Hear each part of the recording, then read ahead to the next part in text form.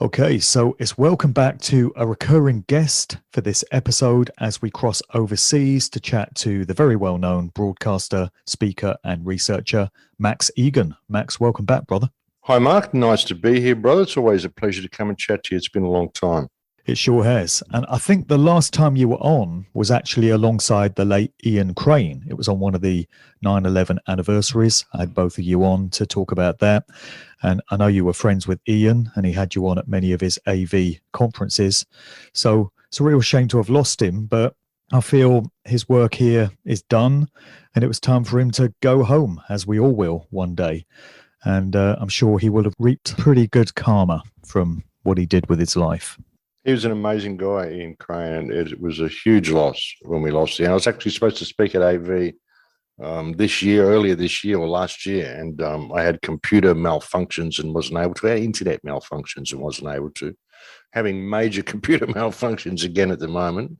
Hopefully my computer will be rebuilt again later today. But yeah, it was a great loss, Ian Crane. He was a great man who did incredible work, and he's left a real legacy behind.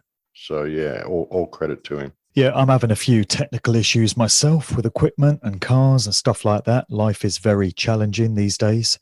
So we find you in Mexico still at the moment, right? How have you been there? It's been good. I've been here for 15 months now. It's very different to Australia, but it's been good. I mean, I kind of got here, didn't land on my feet at all. I mean, I arrived here, and as soon as I arrived, everything turned crazy. All my bank accounts were shut down, and I was removed of all access to any funds or anything like that. My Patreon was shut down. My PayPal's closed. It was pretty drastic when I first got here, but I've been here for 15 months now, and things have just kind of worked out. And I've actually landed in a small business now, which is something you'll identify with, which is it's like a small bar with a whole musician set up, and we got a drum kit and keyboards and bass guitars and bass amps. We've got a big double bass, and so I can have jam sessions and meals and stuff in this little club that I've taken over, which was I got incredibly cheap, and I think I'll be able to actually pick it up and get it working, and maybe even have some sort of an income while I'm here. So it's been quite amazing for it to all just fall into place the way it has. Yeah, that sounds great. Maybe 23 is going to be your year. Maybe it will, brother. Maybe it will. I mean, it's interesting because I've never run any type of business in my life. But if I was to ever run a business, well, I'd say this would be the only type of business I'd be able to really run, to see anything I'm familiar with, because I spent most of my life in these little venues playing in rock and roll bands.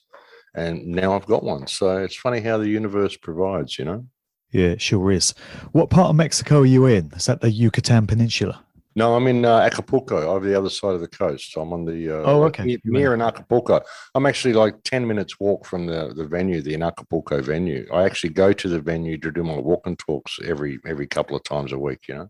Yeah, I realized I just got you confused with Santos Bonacci. I think he's over there on the other side of Mexico. And boy, I don't know what's going on with that guy at the moment. That's a whole different story. He's a little out there, always has been, as far as I'm concerned. But anyway, it's another topic. He's got some issues going on. All right, so you're finding life quite relaxed and free and easy out there? Has all the bullshit disappeared, all the restrictions and such? Pretty much. Well, there were never any restrictions here in Mexico. They never actually put any in, but the people here unfortunately believe a lot of the mainstream press. So there was a lot of mask wearing, and there was a lot of personal restrictions in shops. Like Walmart wouldn't let you in without a mask or anything like that. Even though there were no government mandates, the businesses themselves took it upon themselves to do it. I'm still seeing a lot of people wearing masks in Mexico. Actually, when I first got to Mexico, I saw more mask wearing than I'd seen anywhere. I was horrified when I first arrived. I thought, oh my God, I thought this place was free. What are all these people doing? And I found out, well, it wasn't government mandates. It's just because they're believing the world mainstream media, and they're doing it to themselves, which is kind of freaky. So I'm actually getting a lot of my shows translated into Spanish now. And I recommend people do that. If you've got any way of translating your shows into Spanish and posting them for the Spanish speaking world, there isn't a lot of truth movement in the Latin world. So we need to get the information subtitled or get it translated and get it out to these people. But overall, I mean, it's great. The people here are fantastic. There's so much freedom in Mexico. You can just kind of do what you want to do. Nobody really cares about what the government says. And that's a good thing. And the people here are very friendly. It's something I've found, like, you hear all these bad reports about Mexico, what a dangerous place it is. I'm sure there's dangerous areas. I mean, there's dangerous areas everywhere. But from my experience, people just want to be friends. People want to meet you. They want to talk to you. They're excited to have someone new in town. And, it's just a great community. And I really like it. I think the West could learn a lot from the Mexican people. Sure. I'd like to get back there myself one day. So do you plan to go back to Australia at any point? I do. I really actually want to go back there probably March or April. I don't think I'll go back there to live, but I do want to go back there and at least sort my stuff out. I mean, I don't want to just leave it all sitting in this guy's place and have him have to look after it. I got a lot of loose ends I want to fix up back over there. And I do intend to go back this year sometime, early this year, but then I will probably come back to Mexico and stay here for the next few years. I was due to do a mini speaking tour of Australia in March 2020. So not the best of planning on my part. Obviously, it didn't happen because that's when all the dystopia started to come in. And I've had it in the back of my mind that I would like to reschedule that at some point. And I'm actually working on getting that going in October of this year. So assuming it's still possible for Brits to get into Australia without an arms spear, which at the moment they can, I'm hoping to reschedule that tour, and that'll be touching down in Brisbane, Sydney, Melbourne, Perth, hoping that can happen. And I've been looking into where Brits can now travel, and we can get in pretty much anywhere, including Canada, New Zealand and Australia. The only major nation that you can't get into at the moment is the land of the free, the United States, which is still insisting on a 3-dart finish to enter. It's incredible, isn't it? But I mean, that'd be good if you can get there. If you do go to Australia and you do that tour, try to do the Gold Coast or Byron Bay area as well. You'll find you'll get a lot of people that'll want to come and see you talk. If you get out of Brisbane, get down to the Gold Coast and do one in Byron if you can, Mark. It would be very, very good for you. I mean, if you want to get into the United States, the way you can get in is you can actually fly to Mexico and walk across the border at Tijuana, or you can drive across the border into Texas. You can drive through, not a problem. Walk through, not a problem. It's the airlines that are demanding that people have the jabs in order to enter the country. Right. So you could get in from Canada as well then? Yeah, you can walk across the border. I went into the United States about June last year. I just flew to Tijuana and walked across the CBX. They didn't ask me any questions, didn't ask for a PCR test, didn't even stamp my passport when I entered. So it shows you how secure the borders are in that country and what this is really all about. And a lot of it is the airlines just wanting to push this agenda. They really want people to take this jab. And it's all about depopulation, and it's about control, it's amazing that it's the United States is the one that is lagging behind in lifting these restrictions. But they might come back in later in the year. You don't know. I mean, you might not even get into Australia yet. You just don't know what their plans are, Exactly. It's a gamble. I mean, I keep checking the United States situation because I really want to go to New York. I love New York. I've wanted to get back there since 2019. And every time I check, it just says, no, you've got to be jabbed to get in. So I do keep an eye on these things. But what do you make of the fact that so much of the dystopia has been rolled back, and just the fact that you can now get into nations like Canada, Australia, New Zealand, which were some of the worst in the world in terms of the restrictions? Do you think this is as a direct result of the pushback that's been experienced, and they've figured they can only push things so far all at once without making it so obvious as to what the master plan is? Do you think it's like a temporary win for us, or do you feel this is all calculated and planned for in some way? I think it's all calculated and planned for. It's like when you're reeling in a fish, you've got to give it some slack and let it play a little bit, and then tighten the noose a little bit more, and just reel it in a little bit more. Their plans aren't over yet. They're planning on new pandemics. They're planning on a cyber attack. I mean, a lot of what the lockdowns and things were about was to test people's compliance, see how many people would actually wear the masks. And while they were locked down, they were rolling out all of this 5G infrastructure, rolling out the whole surveillance grid, the QR codes, the retinal scans, the biometric ID, all of this sort of stuff. This is what it's really about, is moving you into this biometric technocracy. The pandemic was just an excuse to do that, to lock people away while they rolled all this infrastructure out. They can use climate change. They can say there's new pandemics. They can use anything they want to restrict your movements. They've got people complying now, and they've got tabs on everybody now. You know, so many people did so much stuff online. Those people who didn't have strong online personalities, they made them work at home. So they would establish a strong online personality for them so they can be profiled, they can be put into the machine and analyzed by AI. That's what it's really all about. It's about technocracy. This was just a means to an end. You know, the threat of public health and the concept that you're doing this in order to protect the people around you was what got people to comply with all this. But ultimately what it was about wasn't so much getting the jab into people. I mean, sure it was. I mean, they want to depopulate, they want to get this nanotech into people, but even that they're putting into people, it's about surveillance. That's the main goal of this whole thing, is technocracy. So yeah, they've got many, many plans. They've got many ways of doing things, different strokes for different folks in different countries. But I don't think this is anywhere near over yet. Although in many ways they are like the wheels are falling off a little bit, because they are kind of running scared. A lot of people are getting it now. A lot of people, too many people are dying. You know, like a lot of people are seeing adverse reactions and they're realizing that they've been lied to. But still, many of them are in a state of cognitive dissonance, and so they don't want to believe it. So the government's got to roll it back a little bit and keep you distracted with this, you know, left, right. People still think Trump's going to come and save the day. It's been 3 or 4 years since he left. People still think he's running the show. It's incredible. He's playing a lot of golf. It's unreal. You know, Q's going to save the day and Trump's going to save the day. And we've got the war with Ukraine and we've got all of this stuff going on, all this distraction while this smart grid's rolling out. I mean, the goal is the 15-minute cities, which they can, you know, use to protect you from viruses and protect you from climate change and protect you from everything. Yeah. So this is the goal, and that's where they're headed. It was all just a means to an end, brother. Yeah. We got the 15-minute city coming in Oxford, which is my place of birth, just down the road. So there's a lot of pushback there, actually, in Oxford, which is encouraging to see, because the reason they selected that city is because it's Illuminati Central. You know, it's where all the elites go to get their training, and they're very system-minded there, the people. But there has been significant pushback because people have realized what this will actually mean for them in practical terms in their lives.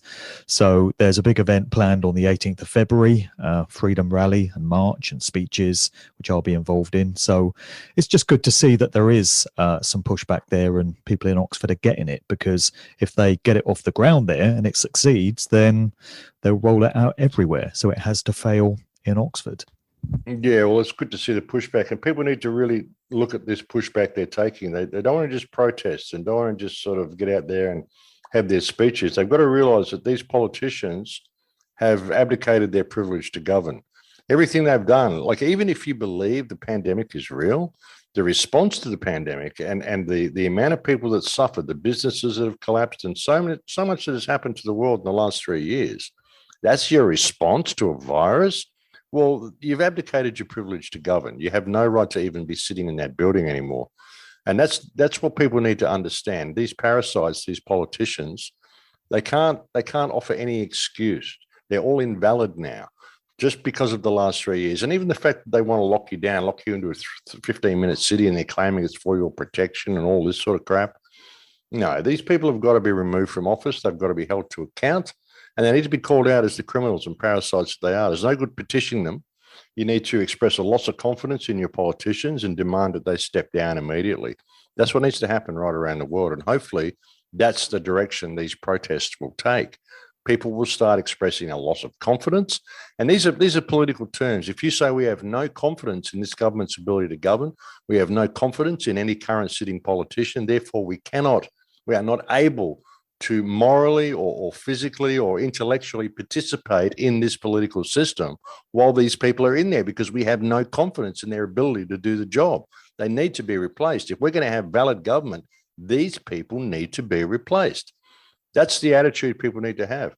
And hopefully it will get pushed in that direction. Perhaps these protests will go in that direction rather than simply, you know, petitioning them and asking them to please be nice as slave masters and saying that if you don't do it, we'll want you to step down and we'll put in a new puppet.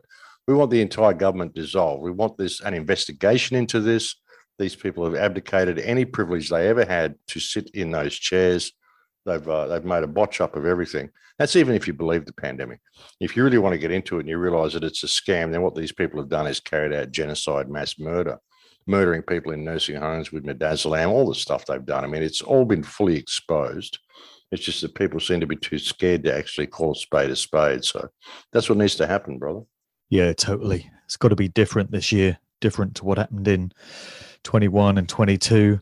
And speaking of criminals and parasites, just to keep things topical, news has just come in that Ardern has resigned in New Zealand, given that she, if it is a she, was one of Schwab's main WEF puppets, so-called young leaders. This would appear to be a step in the right direction, seeing her removed, wouldn't it? What do you make of it?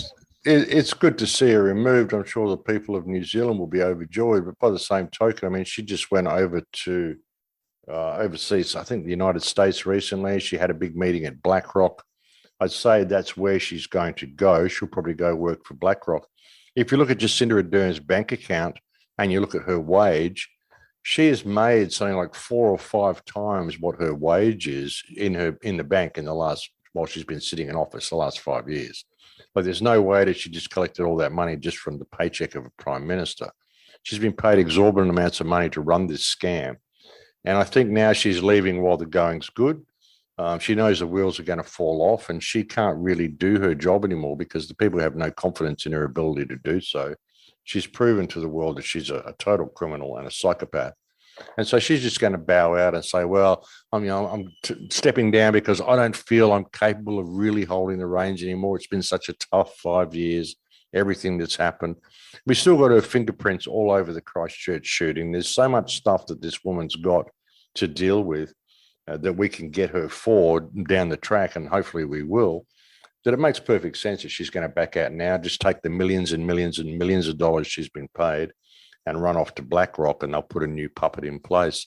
The people will feel like they've got some sort of a reprieve because Horseface is gone, but the next puppet will be just the same, and it'll go in the same direction that it's always been going.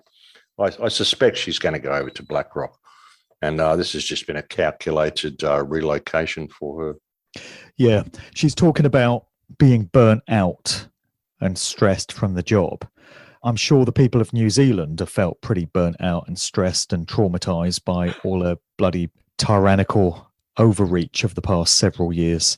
So she's been incredible, man. Like the way she can smile, and just the way some women can do this, you know, you put something to them practical and they just go, well, no, we're not going to do that. And they just have this big smile on their face, and you can't get any sense out of them or any satisfaction out of them. Or she's pure psychopath, that woman. With a grin on her face, you know, she was telling people you can't see your neighbors, you can't see your elderly mother, with a fucking grin on her face. You know, how psychopathic can you get?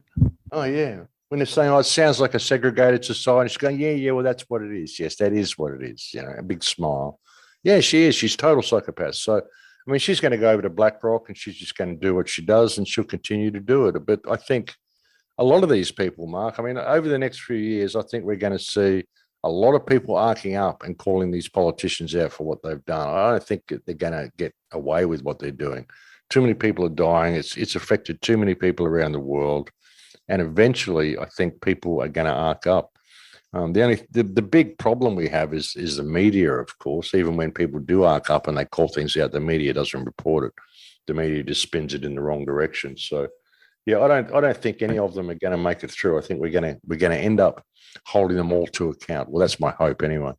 We live in hope, man. And the interesting thing about Ardern is that I remember pre-COVID reading that she used to be a DJ. So she used to play celebrity parties, high society parties. But now that aspect of her history has been completely scrubbed from her biog. So you will not find any record of that. I strongly remember it. It's not a Mandela effect thing, you know, that's what she used to do, but they don't mention it anymore, presumably because they want people to take her seriously. And they think that if they learn she used to be a DJ, they're not going to take her seriously as a PM. I can't imagine her as a DJ. She's playing some sort of socialist march themes or something. No, what a nightmare. You won't be booking her for your club? No, not at all. Yeah. I mean, she must have been so despised by New Zealanders. I saw this morning the BBC is trying to spin it that people thought she was a great leader, and they've done vox pops in the street, and people are saying, "Oh, she did well by her nation." But I've also seen a video of a bar which was broadcasting her announcement that she was resigning, and the whole bar just erupted into euphoria. So I can only imagine that she's totally despised by New Zealanders for what she's done. I think she pretty much is. That bar video though, that's a meme that people do. That's actually a Manchester United match, I think, and it's been used before for other politicians resigning as well. That same bar scene. So watch out for that one. Okay. So I did want to talk to you about the content of one of your videos that you put out towards the end of last year. So I reached out to you in response to this, and you'd called it The Great Deception. You spoke about a number of things in it, but you opened up about your love of music and how it's played such an important role in your life. It's the same for me. I think we're largely into different types of music, but you also opened up about just how soul destroying it can be to discover that your musical idols are not who you thought they were. And that can apply to bands, and it can also apply to DJs. There are other DJs I used to look up to, but now I see them in a different light. And when you discover that these people actually had their careers facilitated for them and they were slotted into place because their real role was not to entertain, but to push agendas, it can be really difficult to deal with. So maybe you just want to recap on why music has been so important in your life and how you've dealt with these discoveries that, certain bands and certain artists perhaps didn't get to where they were the way you thought they did. Yeah, well, like music was a real escape for me. When I first heard the Beatles, when I was like 5, I think 4 or 5 years old, I heard the Beatles, and I knew I wanted to be a musician. I knew that's what I wanted to do because it just affected me in that way. And music was always like an escape for me. It was a way I could get through the world and kind of live on the outside of society, still live my life artistically, and express the art of my life and really not have to participate. I could still make a living. I could just not participate in the world and not participate in this madhouse, and I could kind of live in that. And when I stopped playing music, it's basically because I realized what I was swimming in. I realized what the music industry is all about, which is really about distraction. It's about molding people's thoughts. It's about distracting them from what's going on in the world around them. It's kind of escapism. And when you really start looking at bands like the Beatles, I mean, back in the early days, the whole pop industry, the British pop industry, what they call the British invasion of America and all this sort of stuff, was basically the Beatles and Jimmy Savile. And they were thick as thieves with each other. I mean, the Beatles used to go on the top of the pops all the time. And that was the whole British pop industry, really, was top of the pops and Jimmy Savile. And it was all about molding people's thoughts. And even when you look at the Beatles songs, I mean, the Beatles wrote like hundreds and hundreds of good songs, hundreds of good songs. How do you write all those songs? When did they find the time to write all those songs? I began to question whether they really wrote those songs, whether this was just this recycled thing that happens every couple of 100 years. And it just really made me look at things. It made me look at things completely differently. Once the can of worms was open, you could see the music industry for what it was. And I realized that I just spent 20 or 30 years of my life with this meaningless pursuit. I wasn't finding myself. I was finding out how to get more dexterity in my fingers and how to express notes more. And I still love playing. I love doing it. But when it becomes your life and you actually start taking yourself too seriously and you think that this actually means something when it doesn't, what means something is you. What means something is what's in your heart, not your musical expression. And you realize what a distraction it is. And there's an interesting thing with songs. I mean, when you get a song, you can write down a poem. It might be a simple poem, and it's just a simple poem. You hear it in a song, and it moves you. It affects you in a certain way. You can listen to some song and go, oh, my God, this song changed my life. You write it out as a poem, and it's just a simple verse. It's not really even that clever. It's just the delivery. And then you start thinking about some of the musical modalities that they use. You hear all this talk about how the church apparently bans certain modalities, banned Lydian modes, certain scales were banned, certain things were banned because these scales and these modes arouse emotion in people and can convince them to do things in an emotional way just by putting simple words over a certain modality.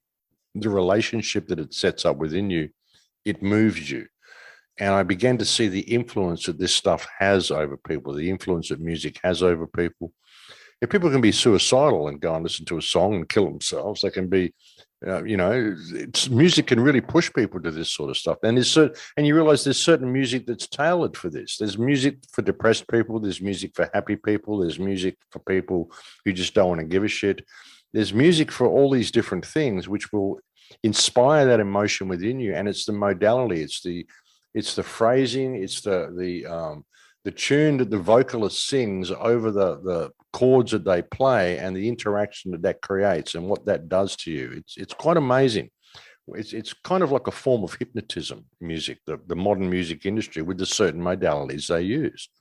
And I began to see all this and realize what I was swimming in when I got a little bit older, which is why I started to pull away from it. And it was kind of shocking to realize that I'd spent my life researching all of this stuff, all these ancient mysteries and all of this control and this new world order and all this stuff.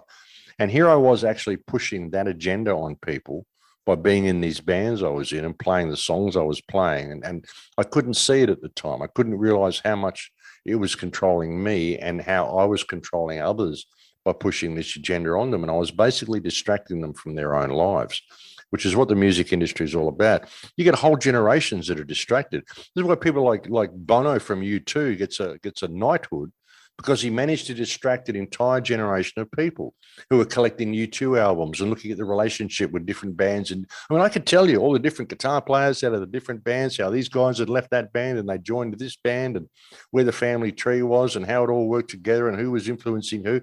Like, it actually meant something. And it doesn't mean anything. It's just a bunch of out-of-it's going out there playing music. And sure, they all get together, you know. And you realize how controlled it all is. The whole anti-war effort that was happening in the United States in the 1967, everyone was protesting the war, and then suddenly everyone got stoned. Everyone started listening to the Mamas and the Papas and all these different bands, and they started putting, flowers in the guns, and they stopped all the war protests, and they thought we can just sing songs and be loving and peaceful and the whole world's going to change. It doesn't work that way. It defused the entire activist movement, and it distracted an entire generation of people, even like 2 or 3 generations of people. Every generation since the 50s and 60s, basically, has been distracted by the music industry and led off into blind alleys. And you begin to see what you're swimming in. And it's a shocking thing, especially for someone who loves music. I mean, I love to play. I still love to play. I love the fact that I can express myself through notes. I can create this emotional feeling and this emotional rapport with reality through the notes that I can play. But again, it's a distraction. It's not finding yourself, and it's not doing anything to solve the problem. While you're doing that, they're just building this prison wall around you. And that's what it's always been about. And the music industry has helped that in a lot of ways. It's removed people's personal power from them. A lot of the emotions that people express are not their own emotions. They're things that they heard in songs. And I just began to see all this, and it was quite a shocking thing to have been an activist and to have been working both sides of the fence and not knowing that I was doing it simply because of my love of music. It was a shock, Yeah. Well, you hinted at it there. A 3-minute pop song can resonate as much as a 5-hour lecture or a 500-page book. It can really convey a message. That's a lot of power. So no control system would ever want an institution like that to just flourish and thrive on its own. They would only ever want to control it. So it's not that difficult to see why they would do that and why they have done that. But it's those modalities as well. It's the relationship that the vocals has between the progression behind it. Because like I said, you can put these songs, just write them out as a poem, and they're a pretty simple verse. They don't really have that profound meaning at all. It's just the delivery. And that's the important part about it, You have spoken about the Beatles, and they do seem to be the group that was used more than any other to further social engineering agendas, particularly during the 1960s, and particularly with that so-called British invasion where they were exported to America. The irony being that it was American rhythm and blues music which was being repackaged and sold back to the Americans by these British groups. And I've studied the Beatles a lot and spoken about them. I recorded a new episode of Magical Mystery Talk just this week where we get into sort of conspiratorial aspects of them. And so many Beatles fans just do not want to hear that their story can be anything other than this fairy tale that's been spun all these decades. These four young lads from Liverpool put a band together, wrote a few catchy songs, came up with a few guitar riffs, did a bit of hustling and networking, and became the biggest band in the world. People just don't want to hear that it happened any other way than that. And I remember Jan Irvin, who used to have a great podcast called Unspun many years ago. He once commented to me that everybody has got somebody about whom they just don't want to hear it. And we were talking about Bob Marley at the time. I mean, I love the music of Bob Marley, some great messages in there, but his father was a British Navy officer and he ran a plantation in Jamaica for some time. And Jan Irving was saying, well, that tells us who Bob was. And I personally feel that Bob Marley was genuine and sincere, and I feel that he was taken out by the CIA. But still, we have to factor in who his father was. So everybody's got somebody that they just don't want to hear it about. They just want to believe that, yes, the rest of the music industry can be corrupt and controlled, but my band wasn't like that. My favorite artist wasn't a part of that. I think it's fairly safe to make a blanket statement and say that any influential A-list artist will have been in some way controlled and running agendas. Yeah, yes and no. I mean, you've got to give him the benefit of the doubt, because like people like Bob Marley, perhaps he did what he did and said what he said because he saw what his old man was swimming in and he wanted to make a difference. You've got to. Yeah, well, I think that's a possibility with him. Yeah, I'm not a Marley fan particularly. I mean, not. I mean, he's okay, but don't rave about Bob Marley. But perhaps, I mean, a lot of these people, perhaps they did what they did because they saw what they were swimming in. Even with Jim Morrison, like Jim Morrison's father was like the commander on the ship in the Gulf of Tonkin, all that sort of stuff. That could have been exactly why Jim Morrison was as rebellious as he was, because of his father's involvement in that sort of stuff. You just don't know. We can't know. Same with Frank Zappa. I mean, Frank Zappa, his father worked in a chemical warfare factory. They had gas marks on a hand all the time. And Frank Zappa used to write songs about like, get out of the machine, get out of the corporations, get out of all that stuff. Back in the 1960s, he was telling people to discorporate, free your mind, free your body, get out of the corporate system. It's not going anywhere. He was paying out on the whole music industry, saying that all you hippies and dope smokers, you're out there, you're ignoring the anti-war effort. You're just being completely led. Pop music is there to keep you dumb so that you don't learn anything. It's training you to be stupid. So you don't know. We've got to give some of these people the benefit of the doubt. But a lot of the main artists, certainly.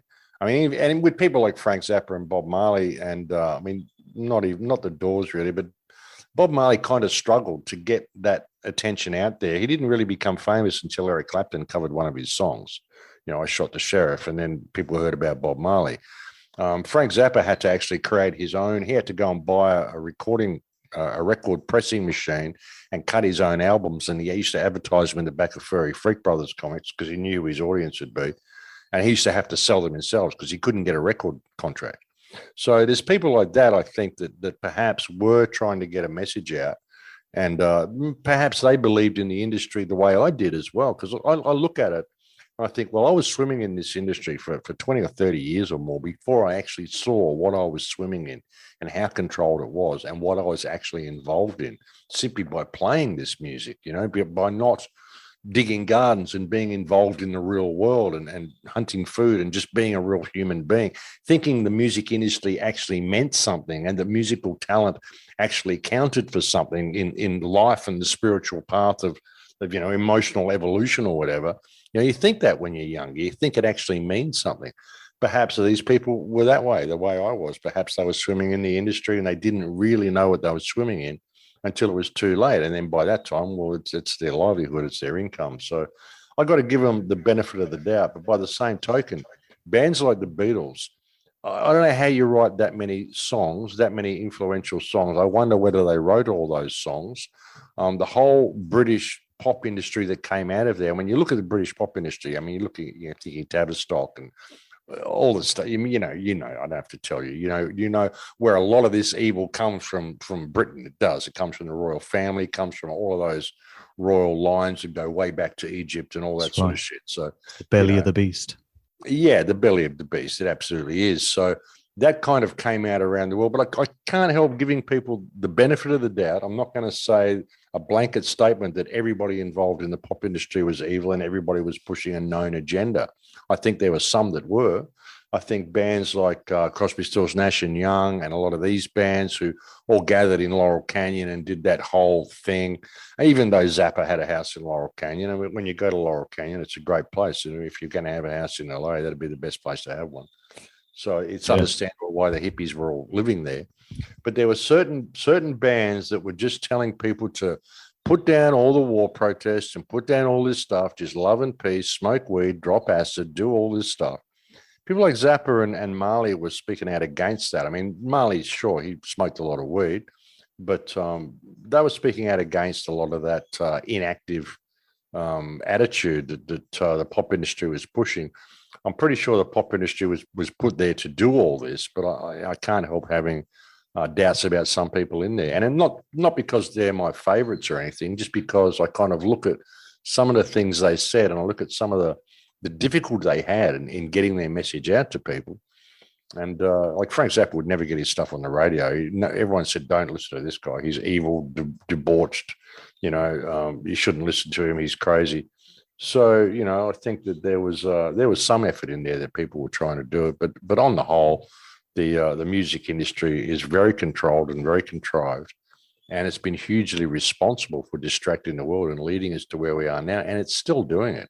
You look at the music industry now, it's training young girls to be little whores. I mean, you turn down any pop clip that's got any of these women like, Shakira or, Miley Cyrus or even Christina Aguilera, Britney Spears, any of this stuff.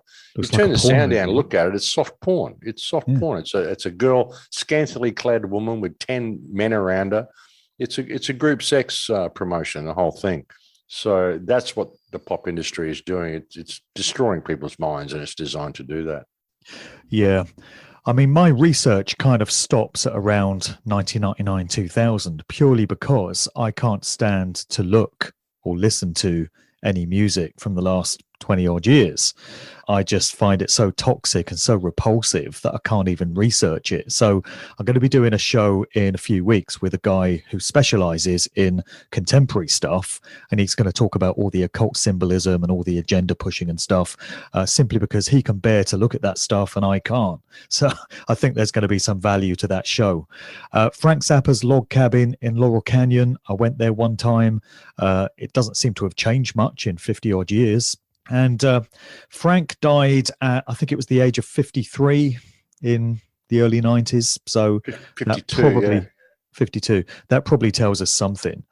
And I've heard it commented that Frank had to be removed before the events of 9/11, as did Bill Hicks, because Bill Hicks was gotten rid of seemingly in 1994.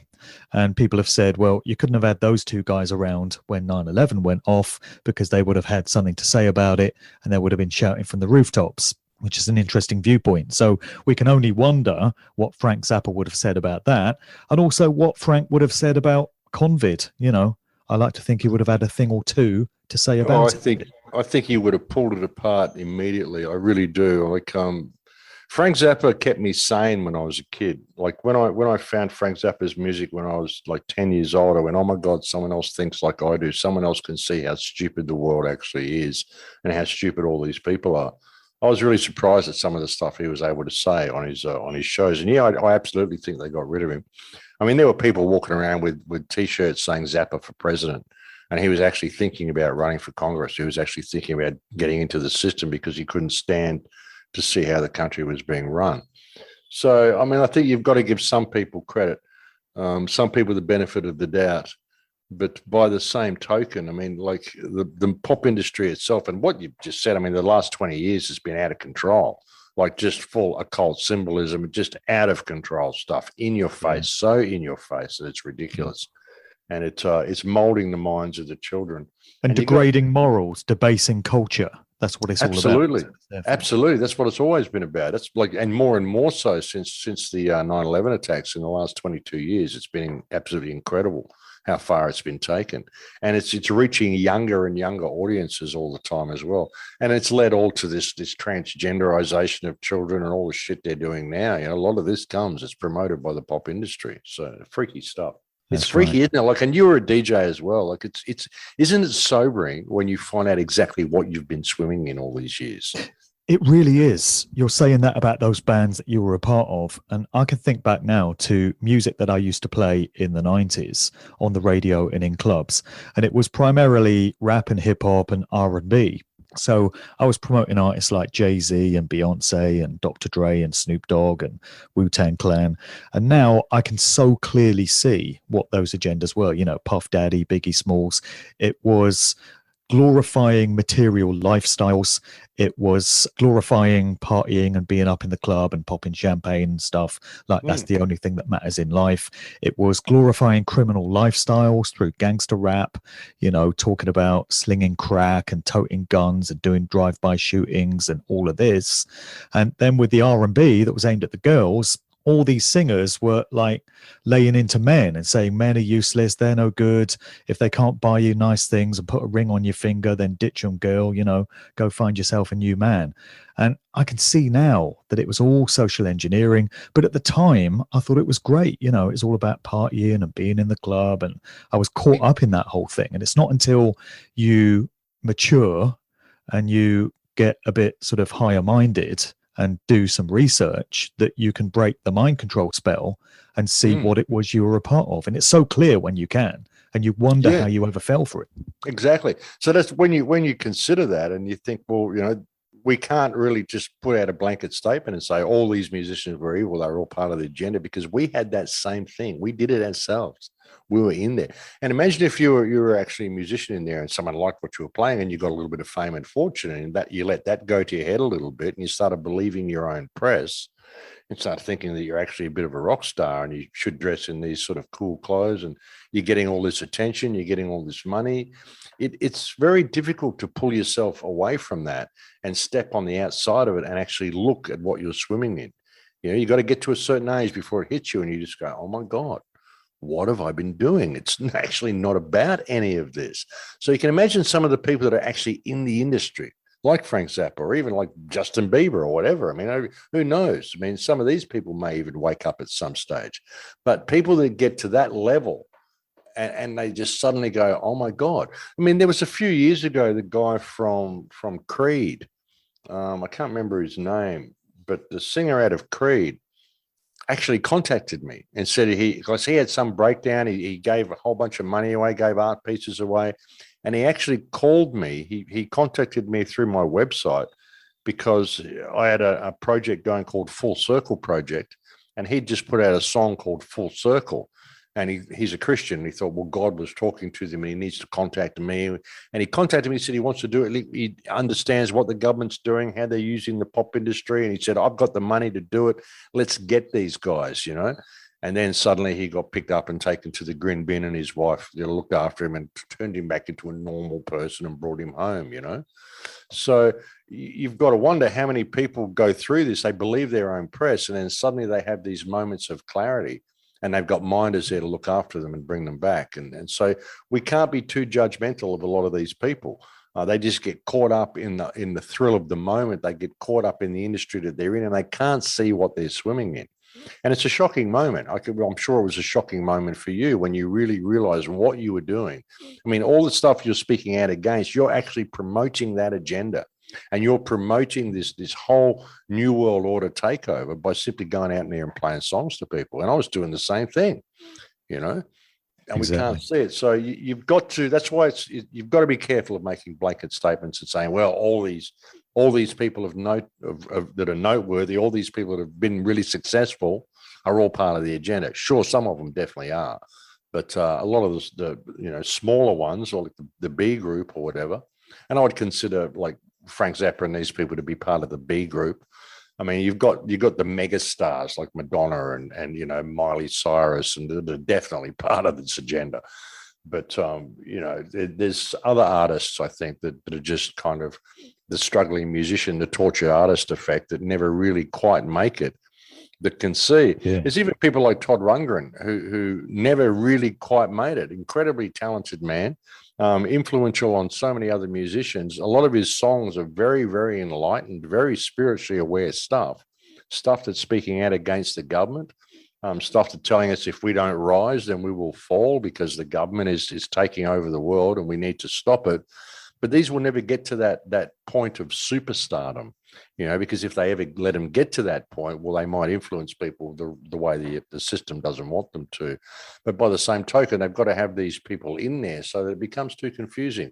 You can't really pick out the forest for the trees. You can't really see who's what and who's this, and create this whole noise around the agenda. So you can't really identify the agenda, But we've got to be very careful the way we look at it. But most definitely, the pop industry has been a huge tool in moving the world into the state that it's in today. Yeah, it's definitely graded. There's definitely the A-listers, the household names, the obvious ones that everyone knows. But then you can go a bit further down the pecking order and you get some of these other artists who a lot of people have heard of, but they're not in the same league as somebody like, as you say, Madonna or the Beatles or whatever. And just while I think of it, on the subject of the Beatles, and we were talking earlier about whether they could have possibly written all their own songs or all the songs that are credited to Lennon and McCartney. And I don't accept that it is physically possible for those two guys to have written all those songs. I would just point people towards the great work of Mike Williams, Sage of Quay, who's done some incredible research into the Beatles, very detailed, very comprehensive. And he had a 4.5-hour documentary breaking down a particular period when they were recording Rubber Soul. And they're said to have written all these songs from scratch and recorded them and got the album out within a few short weeks. And Mike has demonstrated how it just was not physically possible for all that to have been achieved. So we can know from that one short period in their career that it was fraudulent. It's almost certainly the case for their entire career. But anyway, that's that. So one thing I do find very encouraging is when young people, those who are in the crosshairs of the social engineers, so teenagers, people in their early 20s, seem to be able to spot the agenda and they can see what culture is being used for. And most of the talks that I do a lot of conferences. Most of the people that turn up are in the 50 to 70 age group. So you're pretty much preaching to the choir with that sort of demographic. But every now and again, I get somebody in their 20s that will turn up and they might speak to me at the end and ask some really incisive questions. And I think, well, this is great that people of that age can actually see through all this bullshit and all this mind control. And somebody had posted a video this week on TikTok, which is obviously viewed by kids and teenagers. And they'd taken one of my speeches and put graphics to it. And I took a look at the comments underneath, and it was really encouraging. It was young people, and they were saying, yeah, it's terrible what they're using music for, and it's so obvious to see what the agenda is and all this symbolism and pushing of the transgender stuff. So that's a great thing when young people can see it, because if they can't be mind controlled, then, the whole agenda falls flat, really. Yeah, it does. And it is great to see. And that's something that's amazed me with my work as well, is the amount of young kids that I'm reaching, like 20-year-olds. It's amazing, absolutely amazing. And people send me stuff all the time. Like you'll get someone will take like 2 or 3 minutes out of one of my talks, and I'll make a little clip. I'll put it on TikTok, and I'll send me a link, and it's had like 75,000 views in 24 hours, stuff like this. And it's all kids. It's amazing. Yeah. I get emails from 18-year-olds and 20-year-olds and 22-year-olds saying you're like an old wise man to me, like my grandfather or something, the grandfather I never had. And it's really, really encouraging to see this sort of stuff happening. See, when they banned me everywhere, like I got kicked off everywhere in the beginning of 2020. I got kicked off YouTube, I got kicked off Facebook, LinkedIn, Spotify, SoundCloud, iHeart, iTunes, like everywhere you can think of, I just get kicked off. And I got contacted by some of these people on YouTube, like Daily Motivation, who's got like 3 million subscribers and stuff like that. And they said, it's really sad to see you kicked off the platforms, Max, but don't worry, because the truth is like a spring. You cannot cover up the source of a spring. When you cover up the source of a spring, all that happens is that it pops out 100 areas around the hill. And that's what's happening to your work. So in many ways, by deplatforming us the way they've done and banning you and banning me and getting us off these places, they've made it so that if the kids want this information, they've got to do it themselves and post it themselves, and they're doing it. And we are reaching these people, and that is incredibly encouraging. And that's why I think the wheels are going to fall off this eventually. I mean, ultimately, the powers that believe they be are not going to win, because the human spirit is too strong. And if we can just be honest in ourselves and true to ourselves and just speak the words that need to be said without any agenda attached to them, just say it because it needs to be said and speak from the heart, you will reach these people. Because in the world we've got out there now is devoid of heart. It's devoid of any soul. The kids are fed this recycled claptrap pop music, which is just recycled riff by numbers, half dead melodies dragged up from the archives are just recycled over and over again to them. And it's become mindless. It's become sterile. It's become like plastic. And they want something real. And when they hear a real voice saying real words that resonate with them without any frills, without any agenda, without trying to push some narrative or whatever, just saying it because it needs to be said and speaking from the heart, it's reaching people. And it's really, because there's nothing else like that out there. I mean, you look at the TV industry, look at the movies now, look at everything we've got. Where's the heart in anything? At least in the music that we grew up with, even as controlled as it was and as much as it was pushing the agenda, at least it had soul. At least it was from the heart. At least it was art of some sort. And there was some way of expressing yourself and identifying yourself with the music. It's not just this senseless, sexist riff by numbers that we're getting now. So the kids are looking for something like that. They're looking for something with heart and soul, and we can provide that for them, and it's working. So I think the more dystopian they try to make it, I mean, you cannot squash human consciousness into a box.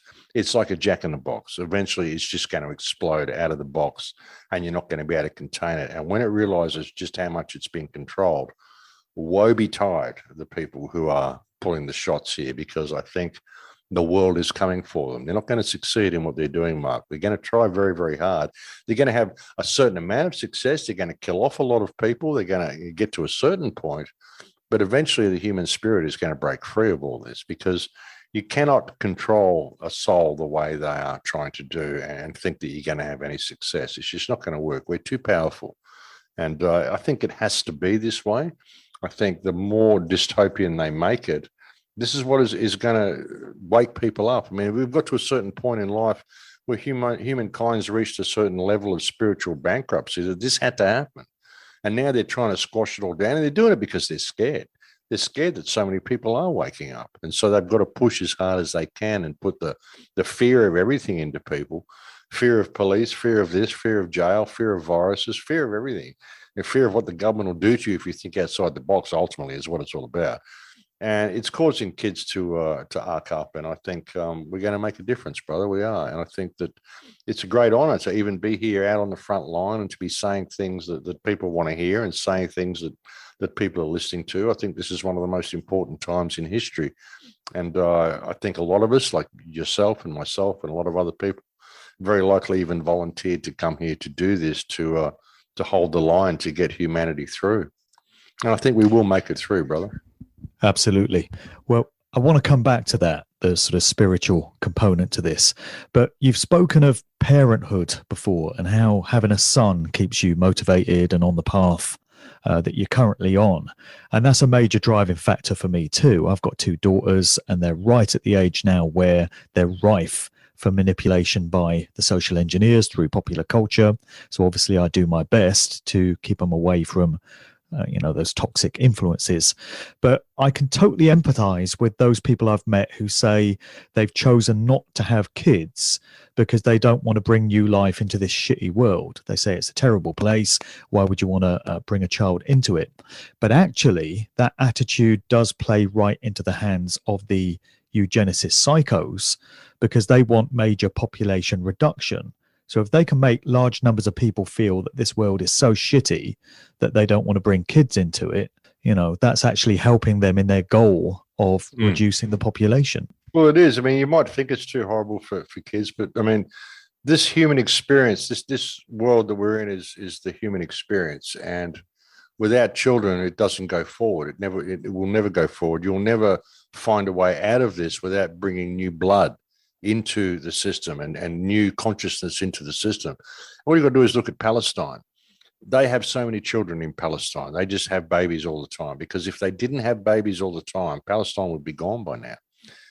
That's the only way they're able to maintain the fight, is by completely, constantly replenishing the population by having as many children as they possibly can, because they know that's the only thing that will keep the Palestinian people there. If they weren't having children all the time, people may look at it and say, oh, there's so many children in Gaza. Why do they keep having children when they're in this lockdown like that? Because if they don't have children, the lockdown would have finished 5-10 years ago. There would be no Gaza. Palestine wouldn't be there anymore. And it's the same with what we're doing in our society as well. If we people who are awake do not bring children into the world and teach them what it means to be human, then humankind will be lost. Because, we are providing an army, really. This is a war that's going on. And the army, it isn't a matter of picking up guns and going and fighting. It's an army of consciousness. And you need to inject new consciousness and bring new blood into it all the time. So, yeah, I mean, in many ways, having a child is an incredible part of life. It's something that you need to experience. If you haven't experienced having a child, you haven't really lived. I was nervous about having a son right up until the moment he was born. Like, my wife's in labor in hospital, and I'm sitting there saying to my mother, oh my God, I don't know that I'm ready to be a father at all. As soon as he popped out, and I was right there at the birth, and he popped out and he looked at me, I'm the first thing he saw. We looked at each other, and I fell in love with this child. And I so wanted to be a father, and I was so happy and proud to be a father. In that 1 second, everything changed. And everything that I do, I've done because of my son. I've done because I want him to have a viable world to live in. He's provided that motivation for me to even start speaking out and doing what I'm doing. So it's one thing to see the system for what it is. And I mean, what's your choice going to be in the face of this? We're just going to ignore it and hide away and hope that it all goes away and, write abusive letters to politicians and think it's all going to work? Or will you bring a new life in the world and train that and encourage that life to be a man, to be something that can stand strong and tall? To be something that has its own consciousness, to be something that can move humankind forward just by your influence on this new mind that you've brought into the world. It's a big responsibility. We're in a battle here, and we need cognitive souls. We need people who can really do this, and people who can think clearly, and people who've experienced love in their life to make it true. Because if you've experienced real love from your parents, I don't think you will fall into that system. This whole system is designed to be superficial. Even the love that people get from their parents, half the time, it's not real love. It's all contrived and going in a certain direction, So, I think we need it. We need to have it. So you're right that you are playing into the agenda by not having children. And in many ways, it's kind of selfish. You're thinking about yourself too much. You don't want the responsibility of having someone grow up into this world because you don't want to have to look after them.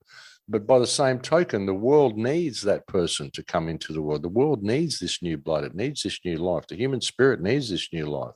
Perhaps there are souls out there waiting to be born that you're denying them that opportunity to come here to help heal things. So, it's a fine line, but the only reason we would think we don't want to bring children into the world is because the world is so badly managed that it's so damaging for souls to come here. But we can fix that.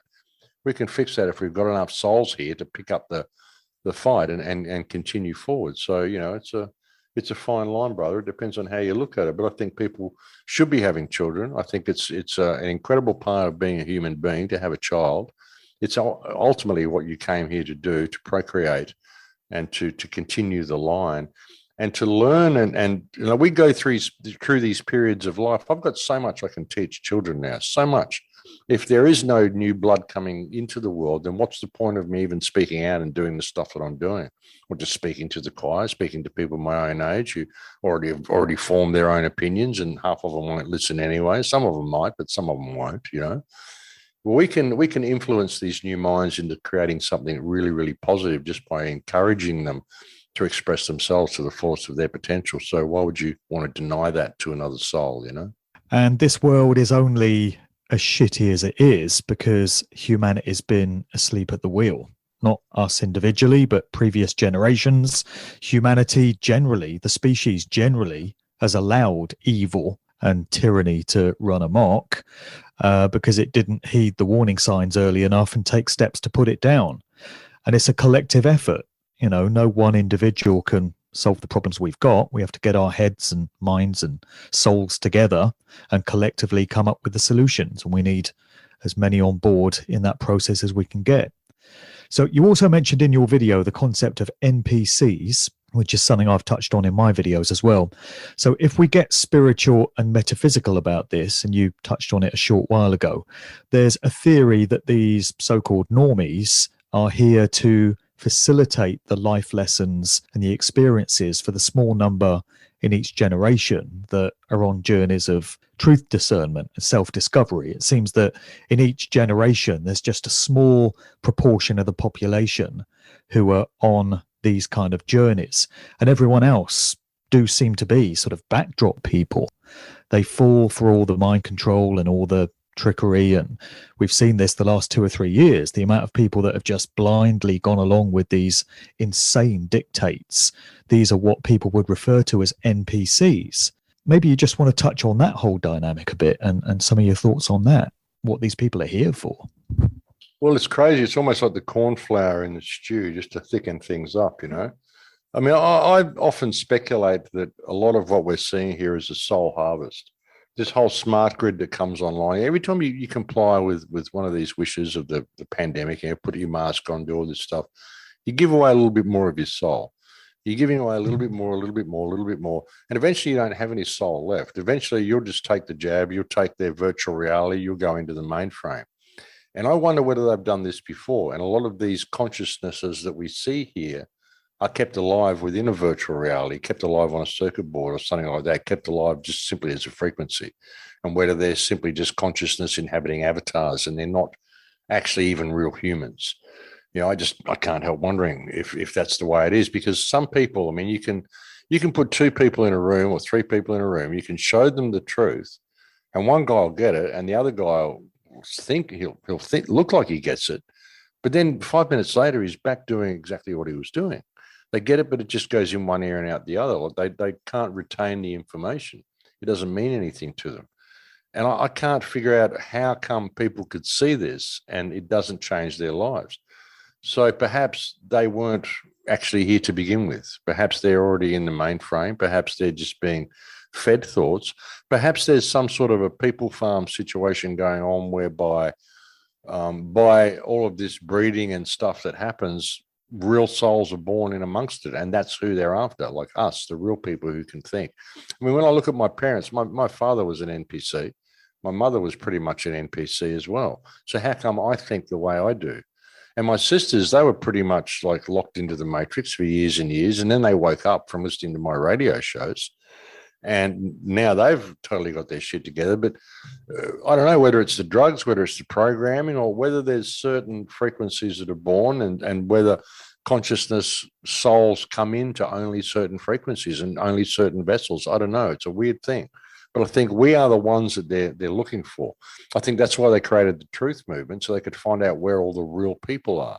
That's why they made 9/11 so obvious. I mean, they could have made 9/11 attacks so you actually believed the story.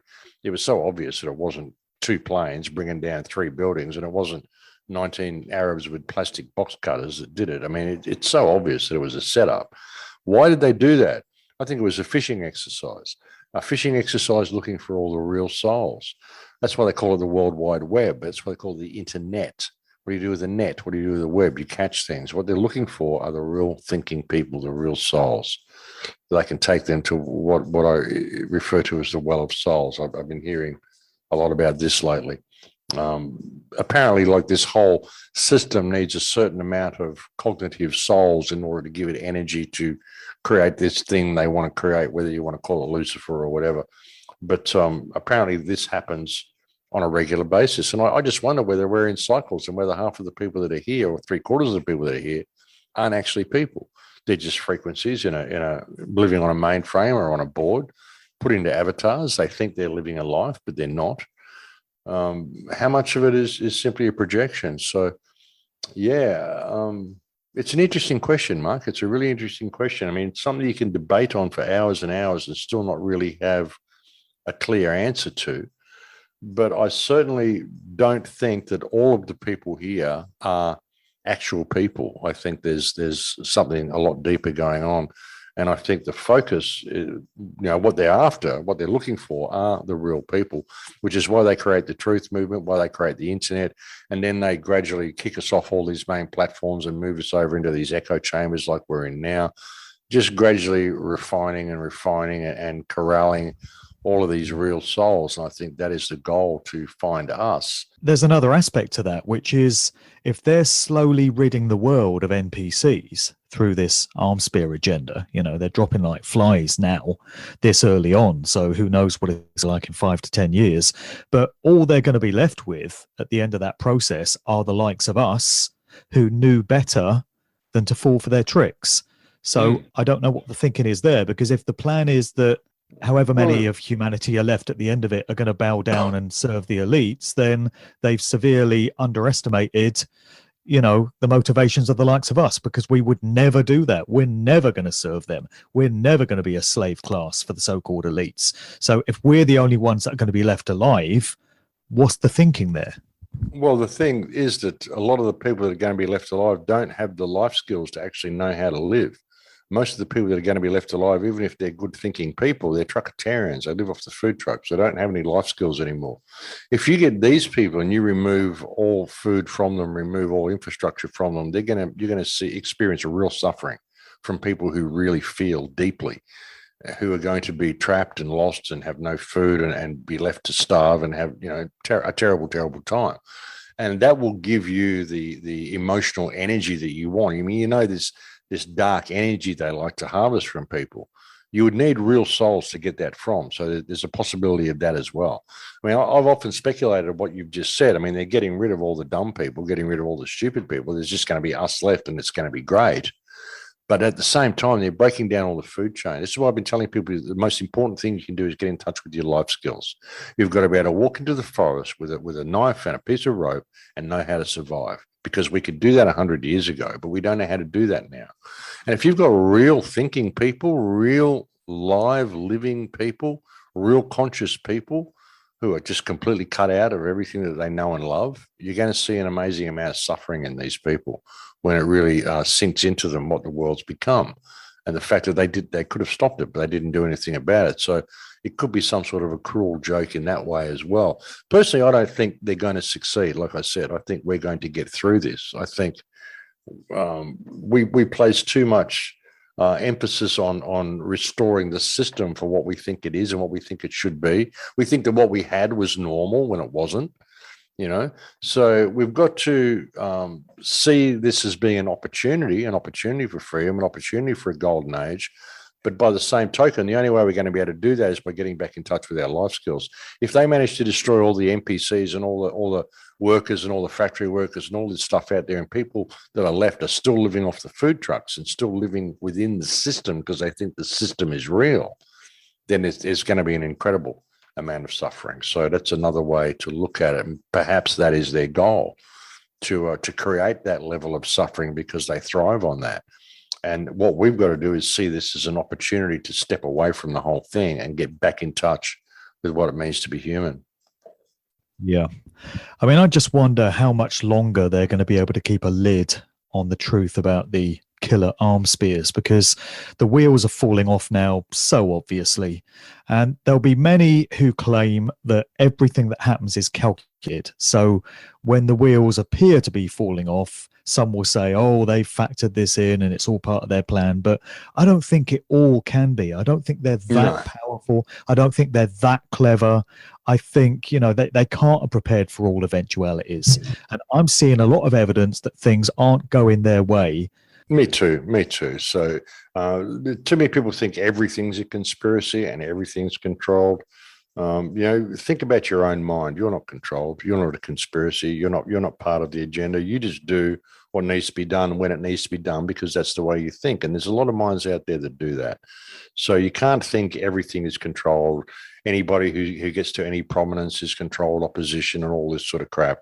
There's a certain amount of randomness in here because the human spirit is an incredibly creative thing. And we find, we solve problems. We find ways through all situations. And I think we'll find a way through this as well. I mean, they'll try to present it to you as being everything's controlled. There's a lot of disinformation agents out there on the internet and the alternate media and stuff that will tell you exactly the stuff you just said about, oh, no, it's all planned and all this and, all of the collapse is planned and, I don't think it is. I think you're correct in that. And I think the wheels are falling off. I don't think their experiment, their jab has worked as well as they wanted.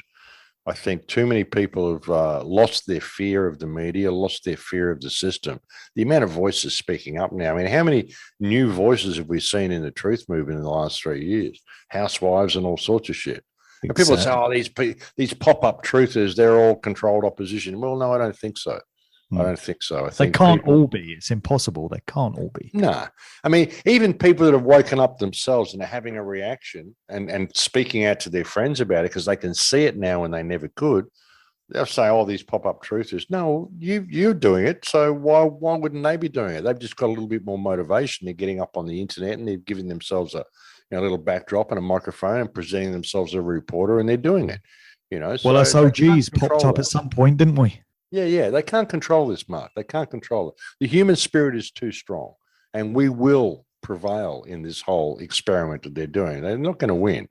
The wheels are falling off everything. The more people die, the more people are waking up. We said this back in 2020. It's going to be 2022, 2023 before you're going to start seeing this uprising, because in that period, you're going to start seeing mass deaths. And when people's children start dying from having this jab, they're going to realize they've been lied to, and they're going to be pissed, and they're going to stand up, and it's going to happen. And it's just got to go the way it's got to go. We've just got to maintain the correct attitude through this and not hack everybody down. I think everybody's controlled opposition. Look at the mistakes we made in our lives. Like even you and I, look at the pop industry. Look at what we did. Look at what we were swimming in. And even I was awake. I was awake when I was 4 years old, and I was still doing that shit, So you can't be too judgmental of people. You really can't. And you've got to see, a lot of people, they just want everything to be good. They don't want to believe that the world is as evil as this. They just want it to all go away. They want to believe in people. They want to have faith and confidence in other people and have faith and confidence in the human spirit. Unfortunately, a lot of them want that without actually having to do anything themselves. But now they're getting to the point where they realize, well, actually, I've got to do something. I've got to be motivated and take action in my own life. And really, it's not that much action you have to take. If a lot of people are doing it, then it turns into a massive action. It isn't like you've got to get out there and lead the charge. You've just got to support people in what they're doing. And it'll be like even getting back to Jim Morrison, what he called the soft parade. The soft parade, there's no war, there's none of it. We're just non-compliance. You just stand up and you go in a different direction now, So I think that's what we're going to do, Mark, and I think we're going to prevail. I don't think they can win. I think all of the distractions and the shit we're seeing in the media now, like it's just an onslaught. And I think that they're doing this to try to maintain the control they've got. But the wheels are falling off. The wheels are falling off the entire narrative. So I see this as a time of great opportunity, brother. Yeah, true. It's so chaotic out there. It can't all be the result of planning. It can't all be people that sat round a boardroom table and said, and we'll allow this to happen, and then we'll do that, and then we'll say this in the media. No, it's too random. It's too all over the place to have been the product of planning, in my view. Yeah. So your videos comment on what's happening in the world. As a result, the tone can often be perceived as being a bit gloomy. I get the same accusations leveled at me. The information is very dark. It is dark. It's not us that's making it dark, But I often hear people say, oh, Max's videos are quite dark and doom laden. But you do try and offer positive messages when you can, as you have in this show. So I think when we do these videos, we do these shows, we tread a fine line between telling it as it is, because we don't want to sugarcoat anything. We just want people to know what we're up against, but also giving people reason for hope and optimism. You know, if we felt it was all useless and hopeless, why would we even bother? So that seems to be the fine line that we have to tread doing this work, doesn't it? Yeah, absolutely. I mean, I wouldn't do this if I thought it was over. I mean, what even motivated me to start was because there's so many people bringing you this negative information, and it's fear, fear, fear, fear, fear, doom, doom, doom.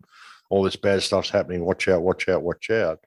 Now, I've got to point that stuff out to them, because you've got to see what the problem is in order to be able to address the problem. But there's opportunity in all crisis.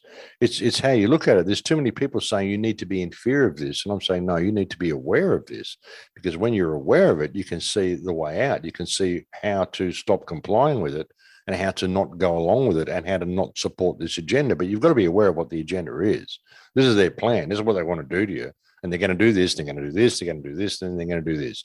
Now you know that, well, you can see the signs when they come, which means you can take steps to combat it. You can do something else, and you could throw spanners in the works and make it so that what they wanted to do in the next year is going to take them 5 years, or it's going to take them 10 years. And eventually they won't get it done at all, because so many people are aware of what the agenda is.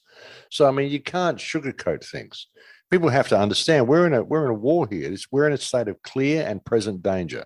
The world is being depopulated. It's being poisoned. They're coming for your children. They're transgenderizing things. They want to destroy your life. They want to do everything and get their control grid the way they want it. But by simply knowing that, it gives you an opportunity to realize that, hang on, these are just people. They're actually people we employ to manage infrastructure for us, who are doing things in a terrible way that's not supporting us. So we can express a loss of confidence in these people and just tell them to piss off, you know, because they're just people. They're not anybody of any importance. Doesn't matter if they've got a fancy suit on. That's always fascinated me, Mark. How someone can come along and say, I've written down on a piece of paper that you can't walk outside these lines.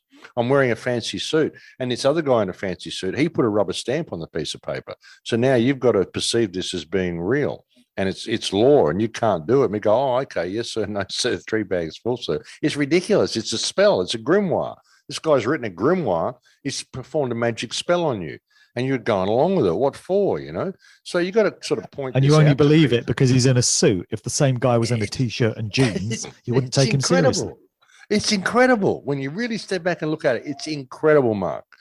And I just write it down. It's written down on paper. Yeah, like my suit. Yeah, I'm in this big building that's got fancy doorway. So, you know, it must be real.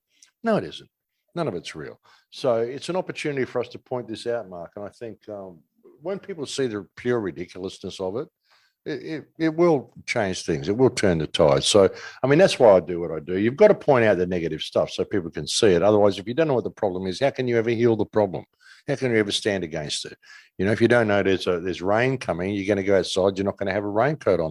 I'm just offering people a raincoat, you know, and showing them how to get through the flood. You know, there's a way through. But yeah, the flood's coming. Don't deny the flood's coming. It's here. You've just got to find a way through it. And there is a way through it. And the way through it is for you to remember who and what you are, for you to discover yourself and be the best and all that you can be, and to realize that all you're dealing with out here is other people. It doesn't matter if they've got big suits and big front doors and little servants running around them or any of that sort of shit. They're just people. So, yeah, that's what I've tried to do with this show. And sure, it may come across as a little bit negative, but ultimately I think I've reached millions of people, and I've had so many people email me and say, I feel more positive now. You've changed my life. And I think we're making a difference. I really do. And if I didn't believe that, I wouldn't be able to continue doing what I do. But I think we are. And I don't think they're going to succeed, like I said before. Yeah, I would concur with that. Great conversation, brother. I'm glad we did it. So are you doing an Acapulco this February? I am doing an Acapulco, which is in 2 or 3 weeks from now. And it's going to be great. And I'm looking forward to that. It's a shame that you're not coming, but I can understand there was a bit of a mess up with wanting to get you here a day before you could come. Yeah. And almost got there, but I think they want people for the watch party and stuff. But it's going to be great.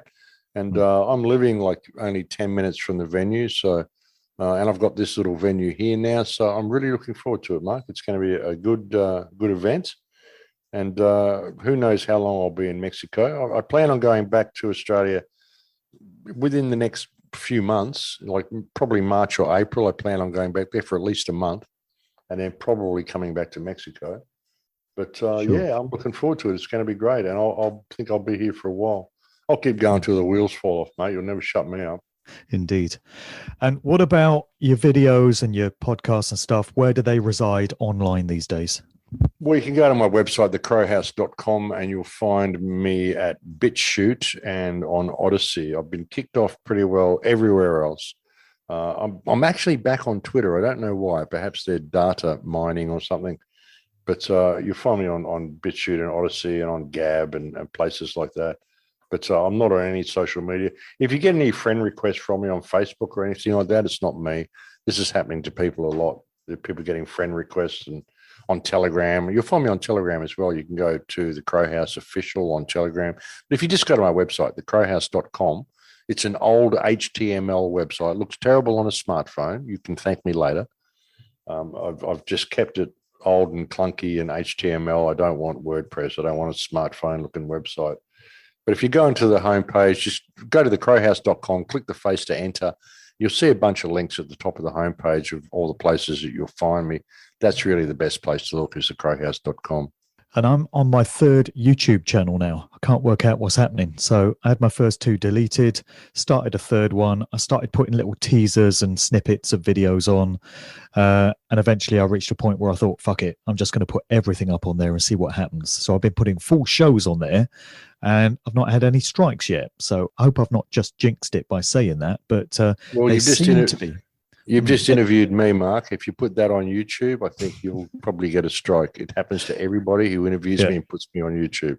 They know my voice. They know my voice. You watch. Well, we will see. It'll be very interesting if that happens. I've got a couple of strikes to play with, so I'll take the risk. But I wonder if they are allowing more stuff out now than they used to, or maybe the algorithms are failing. I don't know what it is. I'd say at worst or at best, the video will get deleted. Maybe you won't get a strike, but I guarantee they'll delete the video. I think they have algorithms there that actually recognize my voice because they don't want me on YouTube. I've tried to get my channel back. A lot of people have had their channels reinstated. I've written to them and said, how about mine? I had 240,000 subscribers, like 21.6 million video views. And they just look at it and go, no, we're not giving you your channel back.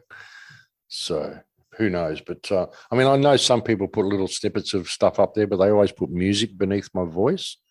So it's over a soundtrack. So it kind of, the algorithms can't pick up that it's my voice. But yeah, it'll be interesting to see whether they allow this clip to stay there, brother. It really will, yeah. Well, either way, it's going to be on Rumble, BitChute, and Odyssey as well, and also Spreaker. So, Max, thanks for coming on today, brother. Good to link with you again, and I hope to see you again, somewhere out there on the road, because we used to bump into each other all the time back in the days when you could travel much more freely. And I really reached a point in 2020 where I was resolving myself to the idea that I would never leave British shores again. I would just never be able to travel internationally. So going back to what we were saying earlier, it's interesting to me that I can now jump on a plane and go to most countries. I thought that was never going to happen again. I'm glad it's here now. I don't know how long we've got it for, but I love traveling. I think you do too. Yeah. I kind of did the same thing in 2020. I resigned myself to the fact I probably wouldn't travel again. Yet here I am in Mexico. So, yeah, I mean, hopefully we will run into each other again, Mark. And you take care, brother. It's been good to come and chat to you.